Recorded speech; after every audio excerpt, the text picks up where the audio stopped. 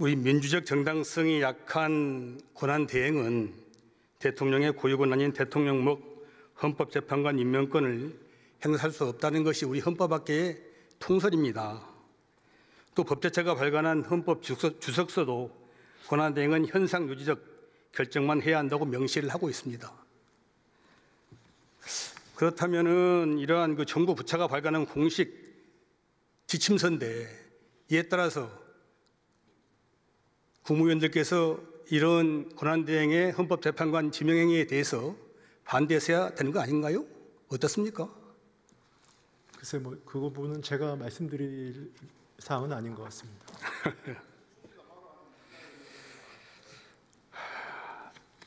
심지어 한대행 본인도 작년 12월 26일 대국민 담화에서 헌법재판관 임명을 포함한 대통령의 중대한 고유권한 행사는 자제하라는 것이 우리 헌법과 법률에 담긴 일관된 정신이라고 분명히 밝혔습니다. 그랬던 한대행이 불과 석 달여 만에 본인이 내뱉은 말도 깡그리 잊어버릴 만큼 인지능력 장애가 있는 그런 분인가요? 아니지 않습니까? 근데 왜 이랬을까요? 권한대행께서 여러 가지 검토를 해서 내린 결론으로 알고 있습니다만 제가 정확한 말씀을 드리기에는 적절치 않은 것 같습니다. 이 부분과 관련돼서 우리 부총리로서 정부 2인자인 부총리의 견해는 어떻습니까? 제가 법률 전문가가 아니기 때문에 지금 이 자리에서 말씀드리는 건 제가 그 부분에 생각을 많이 안 해봤습니다. 참. 헌재의 위헌 결정에도 불구하고 탄핵하고 형사처벌까지 감수하면서 마흔역 재판관 임명을 한 달 가까이 거부했습니다. 부총리 본인께서. 그랬던 분인데 당연히 임명 반대했어야 되는 거 아닙니까? 반대해야 되는 거 아닌가요? 아닙니까? 그 전까지야 헌법 규정이 불합하다 그러면서 딴 말 할 수 있지만 헌재에서 전원일치 의견으로 위헌 판결을 내렸어요. 위헌 결정을 내렸어요.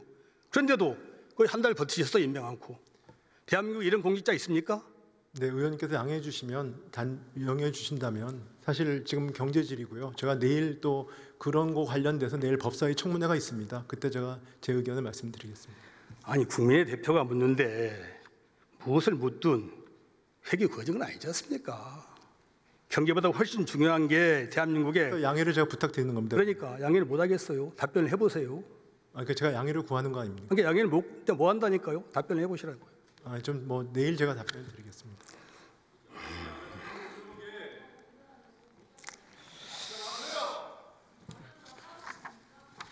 한덕수 대행의 헌법 위반, 또 사실상 일방적인 통보를 동의를 구한 것처럼 대국민에게 새빨갛게 한 거짓말, 또 말 바꾸기 막지 못한 것에 대해서 국무위원을 대신해서 대표해서 국민들께 사과하실 용의는 있습니까?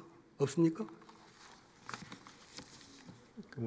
권한대행의 결정에 대해서 제가 언급하는 건 적절치 않은 것 같습니다.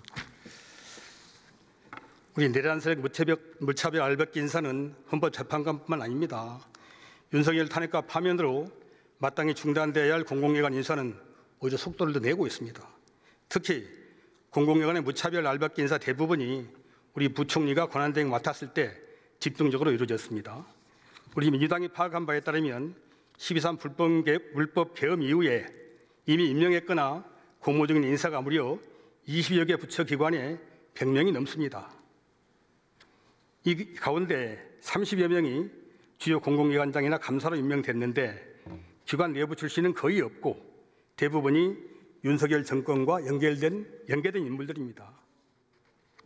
일례로 이창수 전 국민의힘 인권위원장은 12월 11일 작년 한국고용정보원장에 윤석열 캠프 고문을 맡은 유정필 전 국민의힘 관악갑 당협위원장은 올 2월 창업진흥원장으로 임명됐습니다.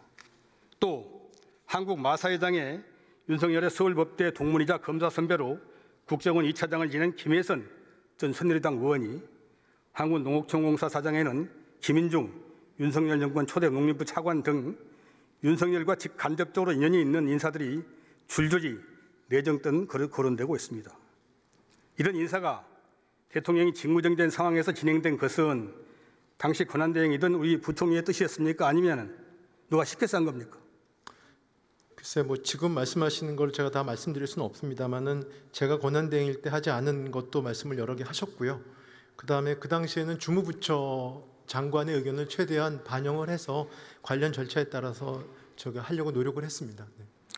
내란 속에 윤석열이 사전에 내정하거나 추천한 인사, 또 대통령실에 주문하거나 아니면 뭐 당에서 국힘당이 추천한 인물들 그런 분들 아닌가요? 당시에 아마 저 장관들께 물어보시면 알 겁니다. 하여튼 주무장관들이 의견을 최대한 존중을 했습니다. 주요 공직자나 공공기관 임원들에 대해서는 주권자인 국민이 직접 선출하거나 선출된 권력이 임명하는 것이 민주공화국의 국민 주권 원칙입니다.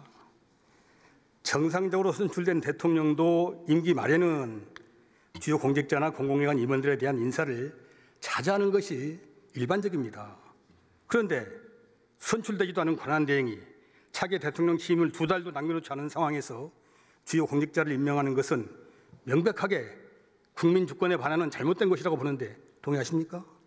뭐 그 부분에 대해서는 여러 가지 고려사항이 필요하다고 생각합니다. 개인적으로. 왜냐하면 공공기관의 기관장이 비었을 경우에 어떤 국민의 서비스가 중단된 부분도 있기 때문에 뭐 의원님 말씀하시는 그 지점도 있겠지만 여러 가지 종합적으로 고려해야 된다고 생각하고 있습니다. 부처의 공직자들은 지금 시기에 인사를 하거나 인사가 당하는 것 가장 싫어합니다. 그럼에도 알박기 인사가 강행된다면 이는 상부 압력에 따른 것임이 분명하다고 볼 수밖에 없습니다.